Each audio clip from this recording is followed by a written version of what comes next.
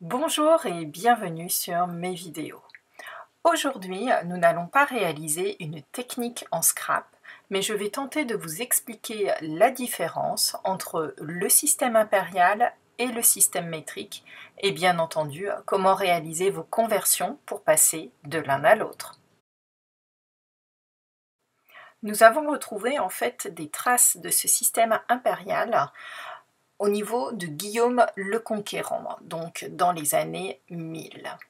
Ce système impérial a en fait très largement été diffusé lorsque l'Empire britannique a un peu dominé le monde. Et l'on en retrouve notamment des traces en 1824, c'est la carte que je vous représente, avec donc l'ensemble des colonies britanniques telles qu'elles étaient à ce moment-là. Comme vous pouvez le voir, il était vraiment très largement diffusé.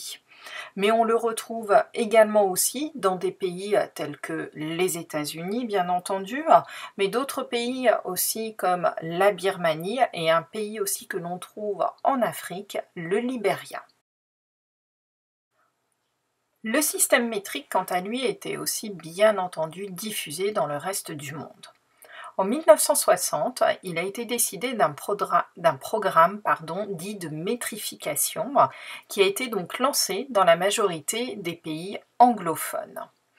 Il faut savoir que à l'heure actuelle, le système international d'unité, que l'on trouve parfois en abrégé sous la forme SI, est inspiré du système métrique. C'est le plus largement employé au monde, ce système d'unité. Cependant, comme je vous l'ai indiqué tout à l'heure, dans les trois pays que sont les États-Unis, le Libéria et la Birmanie, il n'est pas officiellement utilisé. Comme je vous l'indiquais, le système métrique est maintenant le système officiel d'unité, entre autres au Royaume-Uni, mais dans tous les autres pays également. Cependant, donc, les unités que j'appellerais traditionnelles, en fait le système impérial, est encore largement dominant aux États-Unis.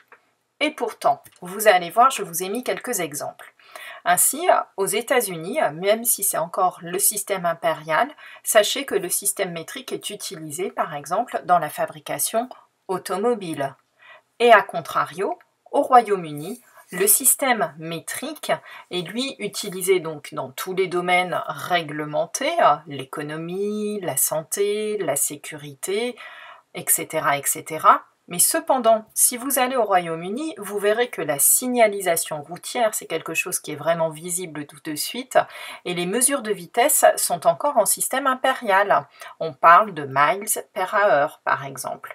Tout comme si vous allez dans les pubs, vous allez voir que la bière sous pression, on vous servira des pintes. Mais c'est également vrai, ceci, dans certaines anciennes colonies anglaises, comme le Canada. Alors le Canada aussi est très proche des États-Unis, il a encore énormément d'influence dans ce sens. Les mesures impériales, donc, subsistent encore dans ce pays. Alors, je ne vais pas plus vous ennuyer avec l'histoire du système impérial, on va rentrer dans le vif du sujet. Donc, quand on parle de système impérial, de quoi on parle? De quelles mesures? Donc, je vais vous parler notamment des unités de longueur, puisqu'en fait, c'est ce qui nous intéresse particulièrement dans le scrap. Vous allez entendre parler de pouces, donc on parle de inch au singulier et de inches au pluriel, et cela équivaut en fait à 2,54 cm. C'est très précis, mais vous allez comprendre pourquoi à la fin. On parle aussi du pied. Le pied, donc foot au singulier, feet au pluriel, équivaut quant à lui à 30,48 cm. Ça ne vous dit rien cette mesure?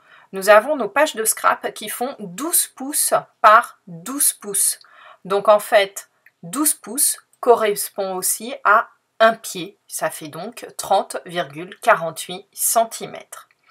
Vous allez entendre également aussi en termes de longueur le mile, on parle de 1000, ça équivaut à 1,609 km. Et enfin, la dernière mesure qui, je pense, peut peut-être avoir un sens pour vous, ou tout au moins que vous entendrez, est le yard. Le yard, en fait, équivaut donc à 3 pieds, donc 91,44 cm. La photo que vous voyez à droite a été prise à Trafalgar Square, donc à Londres, et représente notamment la mesure standard du système impérial, avec un pied, 2 pieds, et donc le fameux yard.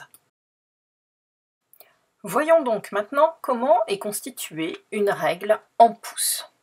Cette règle en pouces est constituée de grandes lignes en fait verticales qui représentent chacune 1 pouce. En face de chacune des lignes, vous avez donc un chiffre qui est donc présent et qui représente donc chaque pouce. On part donc de 0 pouces, 1 pouce, 2 pouces, 3 pouces, etc. Ici, je vous ai mis une règle qu'on utilise couramment en scrap, qui est une règle en général de 12 pouces, puisque nos pages de scrap, je vous le rappelle, font 12 pouces par 12 pouces. Et petit rappel, 12 pouces correspond à un pied. Mais on ne s'en servira pas en scrap, je vous le promets. Nous allons maintenant voir les subdivisions en fait de chacun des pouces. Petit rappel, nous travaillons avec des centimètres. Chaque centimètre, vous le savez, est subdivisé en 10 petites parties que l'on appelle des millimètres. Ici, chaque pouce est lui-même redivisé en 2. Donc, puisque l'on parle de pouces, la moitié d'un pouce, c'est ce que l'on appelle un demi-pouce. Il est représenté sur vos règles par une ligne verticale qui est un peu plus courte en fait que celle où il y a les chiffres tout ronds, le 1, le 2, le 3 pouces. Et vous allez le voir, il est situé également à la moitié donc des pouces. Nous parlerons donc de demi-pouce, 1 pouce et demi, 2 pouces, 2 pouces et demi, etc. On peut maintenant continuer encore à subdiviser comme ça, encore en 2, nos demi-pouces. Si on divise un demi-pouce en 2, on parle dans ce cas de quart de pouce. Sur vos règles et vos massicots, il est donc représenté par une ligne verticale qui est encore plus petite que celle des demi-pouces. C'est assez visible visuellement, c'est pour ça qu'on arrive assez bien à les voir. Elle est donc située aussi à la moitié des demi-pouces. Sur l'image que je vous ai mise, en partant de 0, nous voyons donc le quart de pouce, 2 quarts de pouce, 3 quarts de pouce, 4 quarts de pouce, eh bien ça correspond à 1 pouce, et on recommence 1 pouce, 1 quart, 2 pouces, 2 quarts, 2 pouces, 3 quarts, etc. Si vous vous rappelez un petit peu vos cours de mathématiques, ça date un petit peu peut-être, mais on a vu ça en fait à l'école. Lorsque le numérateur, le chiffre au-dessus, et le dénominateur sont divisibles en fait par un même nombre non nul, on peut le simplifier. Ainsi, en fait, on ne parle pas de 2 quarts de pouce, mais on va parler de demi-pouce. En effet, 2 quarts de pouce, ça correspond à 1 fois 2 au-dessus, 2 fois 2 sur le dessous. On simplifie, ça fait donc un demi-pouce. Comme nous l'avons fait donc précédemment, eh bien, chaque quart de pouce peut, quant à lui, à nouveau être divisé en 2. Dans ce cas, nous parlerons donc de 1/8 de pouce. Il est représenté encore par une ligne verticale qui est encore plus petite que celle des quarts de pouce. Bien entendu, vous l'aurez compris, le 1/8 de pouce correspond à la moitié d'un quart de pouce. Tout comme nous l'avons fait précédemment, alors là sur l'image que je vous ai mis 1 pouce et les 1/8 de pouce qui le subdivisent. Vous voyez donc que ça va de 1/8 jusqu'à 8/8 qui correspond en fait au pouce. On peut en fait simplifier certains chiffres pairs. Ainsi, le 2/8 de pouce, vous pouvez le dire, 2/8 de pouce. En général, on entendra plutôt parler donc de 1 quart de pouce. Les 4/8 peuvent être réduits en 2 quarts qui eux-mêmes peuvent être réduits en 1 demi-pouce. Et les 6/8 de la même manière peuvent être à leur tour simplifiés en 3 quarts de pouce. Enfin, et je vous promets, on va s'arrêter là pour le scrap. Sachez aussi que chaque huitième de pouce, mais c'est quand même plutôt rare, est à nouveau divisible par 2. Dans ce cas, on va parler de 16e de pouce. Il est représenté par la plus petite des lignes verticales que vous avez sur vos règles ou vos massicots. Il est donc situé à la moitié, vous l'aurez compris, des huitièmes de pouce. On peut également simplifier les chiffres, c'est également ce que je vous ai représenté ici sur l'image. Donc les 2 16e représentent 1 huitième, le 4 16e peut être subdivisé en 2 huitièmes puis en 1 quart de pouce, etc., etc. Je vous ai mis les conversions en bas à gauche.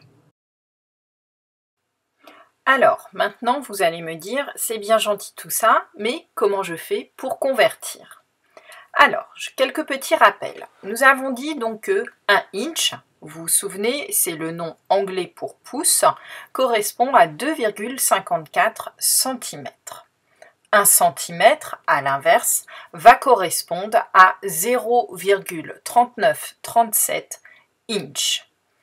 On va donc utiliser, pour convertir une longueur en pouces en centimètres, on multiplie par 2,54 ou on divise par 0,3937.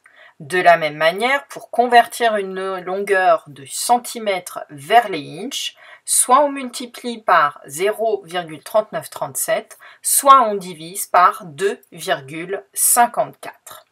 Concrètement, en scrap, ce que je vous conseille, c'est d'avoir une règle avec à la fois les centimètres, mais également aussi les inches dessus.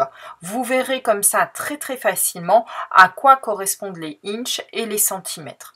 Sinon, sur Internet, il existe également aussi des convertisseurs inches, centimètres et vice-versa, ce qui peut aussi vous aider. Pour ma part, vous le savez, j'utilise énormément les pouces pour travailler, mais dans mes vidéos, j'essaye toujours de vous mettre la correspondance centimètres-pouces pour que ce soit beaucoup plus simple pour vous. J'espère en tous les cas que ce petit tutoriel vous aura appris des choses et que les pouces, les inches vous paraîtront un petit peu moins compliqués. En fait, c'est réellement assez simple à utiliser, vous le verrez. Avec un petit peu de pratique, ça va venir, j'en suis sûre.